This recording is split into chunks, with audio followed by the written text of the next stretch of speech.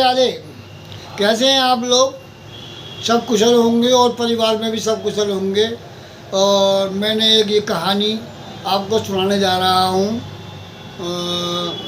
कहते हैं भगवान भक्त के बस में होते आए हैं। ऐसे बहुत से किस्से हैं जिसमें समय समय भगवान ने स्वयं आकर के भगत के लाज रखी है, भक्त के कार्य संवारे। ऐसे ही भक्त श्री सैन भगत जी थे।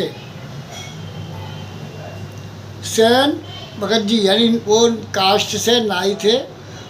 सैन भगत के नाम से मशहूर थे। सैन नाई जी एक राजा के पास नौकर थे। वह सुबह जाकर मालिश मुट्ठी चापी किया करते थे राजा जी की।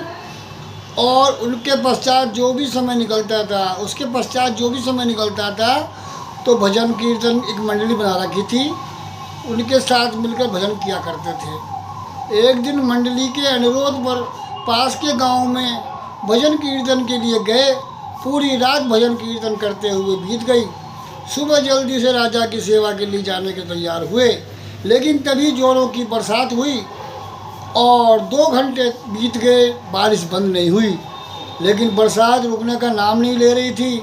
अब सैन भगत जी को राजा के गुस्से की चिंता सताने लगी। तो भगत जी कहने लगे कि भगवान जी से प्रार्थना करता हूँ, उसके अलावा मेरे पास कोई साधन नहीं है।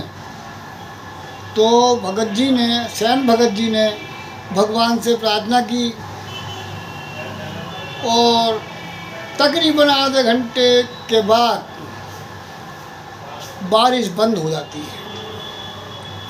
बारिश बंद हो गई तो उन्होंने सोचा कि राजा के पास हुआ हूँ, गुस्सा तो होंगे ही, लेकिन क्या करूँ, जाता हूँ राजा के पास।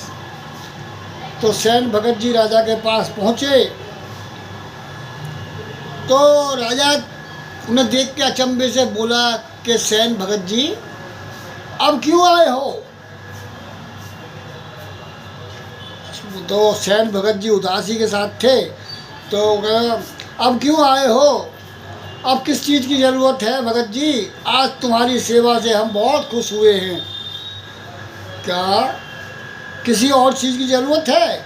आज तुम्हारी सेवा से हम बहुत खुश हैं, आप बताइए।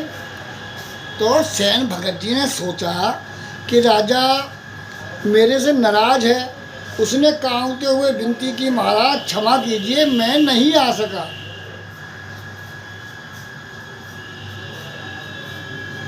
तो भक्तजन आ गए थे। सो रात भर कीर्तन होता रहा। उसके बाद बरसात शुरू हो गई थी, इसलिए मैं आ नहीं सका। यह बात सुनकर राजा बहुत हैरान हुआ। उसने कहा, आज तुम्हें क्या हो गया है भगत जी? ये कैसी बातें कर रहे हो, कैसी बहकी बातें कर रहे हो? मेरे पास तुम समय पर आए, सोते हुए को उठाया, मेरे नाखून काटे, मालिश की, स्नान करवाया, कपड़े पहनाए, तब मैंने प्रसन्न होकर आपको अपना गले का हार उतार कर दे दिया। तो हार ने देखो, हार तुम्हारे गले में है। सैन ने देखा गले में सचमुच हार था। उस समय उसे ज्ञान हुआ तो राजा को कहने लगा, सत्य है, यह सत्य है महाराज, मैं नहीं आया। मैं जिसकी भक्ति कर रहा था उसने स्वयं आकर मेरा कार्य पूरा किया है। मैं जिसकी भक्ति कर रहा हूँ वो भगवान मेरे प्रभु, उन्होंने मेरी प्रार्थना सुन ली और मेरी जगह मेरा कार्य आकर किया।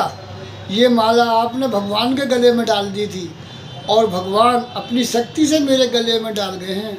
यह तो प्रभु का चमत्कार है। ये सुनकर राजा बहुत हैरान हुआ। वह सैन जी के चरणों में नतमस्तक होकर कहने लगा, भगत जी अब आपको राज्य की तरफ से खर्च मिलेगा और आप बैठकर भक्ति किया करें।